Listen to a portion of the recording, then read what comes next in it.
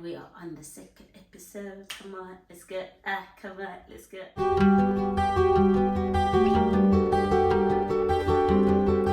Hello and welcome to How's Your Heart podcast with myself, Igama Lindo Kuhle, or just Lindo for short. Thank you for joining me on this second episode. Boo, boo, boo, boo, boo, boo, boo. Thank you so much. You are welcome on this podcast. And I just want to say thank you for showing me support on my first episode. Thank you so much for watching. Thank you for sharing and the encouraging words for me to keep going. I am so grateful for your support. I'm grateful for your love that you've shown me. And I'm grateful for the people that have asked me, how's your heart? I'm grateful for those people, and I hope that is something that you're starting to say to the people around you. So thank you. Today, I want to share a story about faith and doing things afraid. I am sharing this story because I'm hopeful that it will encourage you to step out in faith and do things that you're afraid of doing, things that you have been talking about, but you have been afraid to take the leap of faith. Okay, so I live in London, and I have been living in London for about maybe 18 to 19 months now. I am a qualified chartered accountant, and that is the career that has allowed me to move to London. So keep that in mind as I share this story.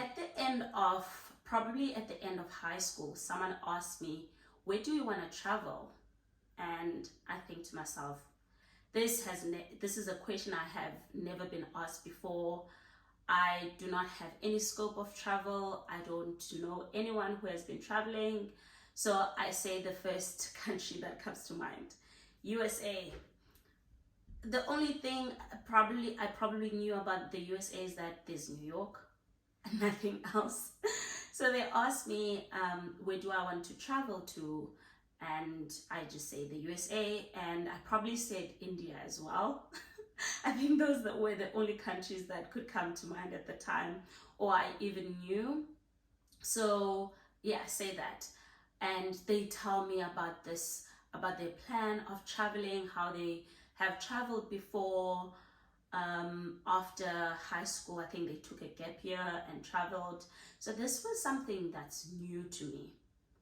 The only time I'd seen different countries is probably in geography class. And I had never had any dreams about traveling to those countries. What is travel even? I grew up in the villages. I had been in a small city. I also grew up in a small city in East London. So I didn't know anyone who traveled. So this was a new phenomenon for me. Okay, now fast forward towards the end of university. The person that I had been dating at the time shared with me that their friend was going to move abroad to work for a certain period, and now this is coming alive to me. At least I have some sort of proximity to someone that is traveling and going to work abroad. Their friend had already qualified, and I was on the way to qualify. This is at the end of my university, about to start my training. Now I have some sort of idea that, okay, this is possible. And now I know that it's possible because of the career that I have taken that I'm currently trying to achieve. But at the time, I'm like, okay, at least I know now that there is someone who's traveling, who's going to work abroad, and because of this career, they were able to do that. Fine. Then I now start articles. When I started articles, I had no dreams of working abroad at all. I knew I just had to finish my training, qualify. Dreams at the time, I think, were to be a tax consultant or just work at SARS. Okay, fast forward to maybe 6 months before the end of my training. Now I'm about to qualify.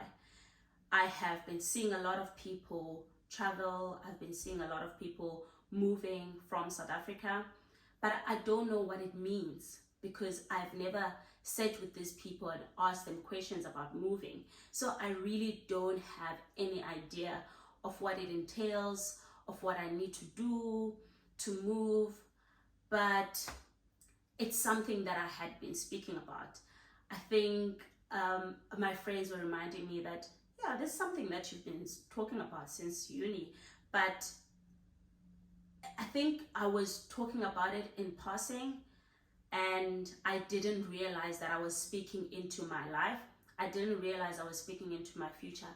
And there's another thing that's so important because we say things in passing and we don't realize the power that they have over our lives.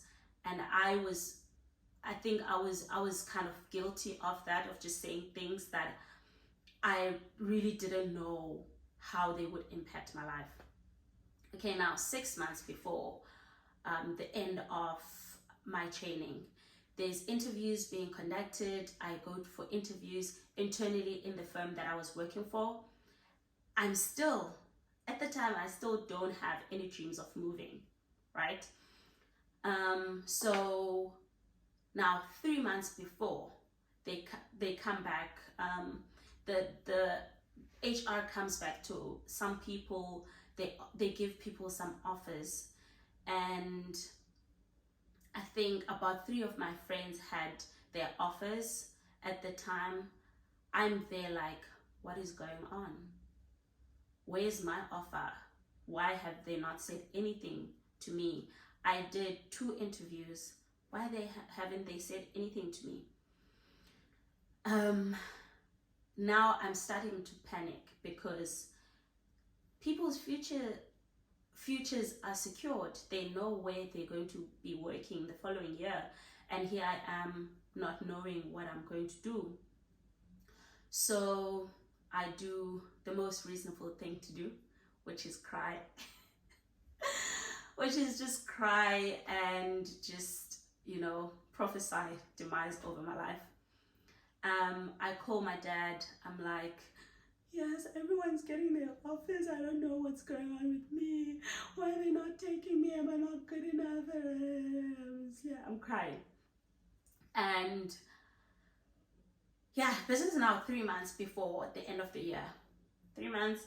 And obviously it just encourages me that something's gonna come up and I will get a response. And then I do get a response. A few weeks later, I get a response, maybe 2 weeks or 3 weeks later. Now I'm so excited. I have my offer. I'm still going to be working at one of the big 4. I'm excited, right? I'm still going to be in South Africa. I'm excited that, the role that I had applied for would allow me to work anywhere in the country. So my plan was to go stay in my hometown for some time and then go stay in Joburg, the big city. That is my plan. That's my plan. But before I accept the offer, I receive a message on LinkedIn from this recruiter. This recruiter says there's an opportunity in the UK. And I'm like, UK? I don't know, but yes, I'll be qualifying at the end of the year. I will apply. So I start the application process. Mind you, still I haven't spoken to anyone about what moving means, how living in the UK means, all of those things that people do. They do their research. But now I have this opportunity in front of me. So I pour everything in it. I remember I asked my previous roommate because I think she had an offer already, and I was starting to apply. In the UK, and she told me that she had an offer. I was also applying with another friend of mine, so we are doing this together. And now I start hoping. I start hoping that this will work out, because the opportunity presented itself, and because I also didn't know who are the recruiters, where do I go, how do I apply, but now here's the opportunity in front of me. All I need to do is apply myself in this process. I start praying about it. I tell my mom, we are praying about it, we are hoping for it. And remember, I had the job offer, so I had to cancel on that job offer, because now I was putting all my energy into applying for this job. And after the first recruiter, I was able to know other recruiters that were recruiting for other firms as well. So I now started, okay, now I can hope for this. And here's the thing, right? I think dreaming is limited by wherever you are. So remember, I said that I didn't know anyone who traveled. So traveling or working abroad was never anything that I dreamt of or even knew that it was attainable for me, right? And now I'm moving to university, I'm moving to my training. Now my dreams become different. It's not necessarily that they become bigger, they become different, because now I'm exposed to different things. And I say that to say, your circumstances may limit you in your dreaming. So you kind of have to change your environment in order to dream. I don't like this dream big, dream differently. So now I was dreaming differently. I was committed to dreaming and hoping to move abroad. But now I want to do it. I want to do it in a way that I'm not as disappointed. So I cast my nets wide. I'm applying to the Netherlands, I'm applying to the UK, I'm applying to, I think there was another one, US. And I was just applying because now the opportunities are there, but I was not following any assignment. I believe in God, and I believe that God directs our steps. So I think in the process, the other third one was not the US, was Cayman's Island. Because this is what I saw people, they're moving to the UK, they're moving to Cayman's Island, they're moving to Netherlands. So maybe those are the options for me, right? I'm praying for it, and then there was a crazy faith giving at Transformation Church, and I decided to be part of that crazy faith giving, sacrificial giving. I wrote in my prayer request, I want to move to these 3 places. But 2 months, probably 2 weeks before I received my offer for the UK, I scratched all the other 2 out. I felt like God was not leading me to the other countries, so I scratched them out. And then there was just the UK. Now, this is big, because it's something that I cannot personally do out of my own strength. There's no way that I can influence, the HR or whoever needed to make the decision that they're taking me. So it's scary. If I had the other 2 options, now I have 3 options to choose from. But I felt God saying, this is the one. And you need to hope for this. You need to pray for this. And remember, I'm in this crazy faith giving. So I'm putting my all. I'm literally putting my all. And the one thing that I've learned about God's vision is that if it doesn't scare you, then it's not from God. It's just your plan. I could have planned to be like, okay, I'm going to apply for all of these. This is what I'm going to do. This is what I'm going to do. But everything about that process, for me, it was just giving it up to God, because here I am. There are better people that have been qualified for longer, that could have been taken on this opportunity. People that probably understand the work better, right, that could have been taken. People that are more fluent or more eloquent in expressing themselves in English that they could have taken. And I was disqualifying myself because I was so scared to believe that this is something that could be for me. But I trusted God. In my eyes, I had already disqualified myself. I had already said there are other people that are maybe more deserving of this opportunity. But I had to think that, I'm a child of God, and God works in miraculous ways. And when I received that offer, I was so excited. I cried. I cried, and the recruiter that was helping me, she made me believe in myself. So I also think God will bring people around you that are going to encourage you even when you don't believe in yourself. I think the main point and the heart behind this message is to dream differently first. Allow yourself to dream differently. And as I said, I had been sharing this thing that I want to move, I want to do this, but I was not intentional in my steps. Guys, I didn't even have a passport by the time I was applying for this job. I only applied for the passport after I had the offer. That's how distant I was from traveling or from this world.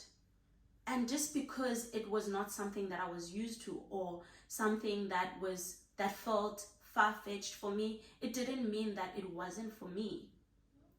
So yeah, allow yourself I guess whenever you're talking about things that impact your life or impact your future, and you say them in passing or jokingly, just try and write down those things that you say in passing about your future. Maybe there's some intentionality that you can put around those things that you say. Maybe there are plans that you can put in effect in order for you to reach that goal. And secondly, do it afraid. Do it afraid. Even if you feel like it can never happen for me because of my circumstance, or because of where I grew up, or because of how I am, or because whatever the case may be, but if it's from God, it's for you. The last thing, know your why. Know your why. Don't just do things because other people are doing it. Know your why.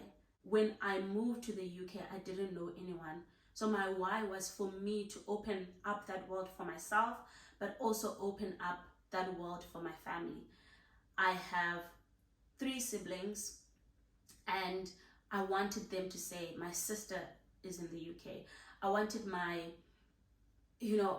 family members to be like, my daughter is in the UK, they work in the UK, for them to have that reference, because I didn't have that. And if I was able to, open the path for them, then that's what I'm going to do. And it's been such a blessing to be a blessing to other people, right? It's not just about the status, but it's about breaking generational curses and breaking strongholds for other people to walk right through, the people that are coming after you to walk right through, and for my family, my own family, my kids in future to be able to just walk through and not have to, and not be so,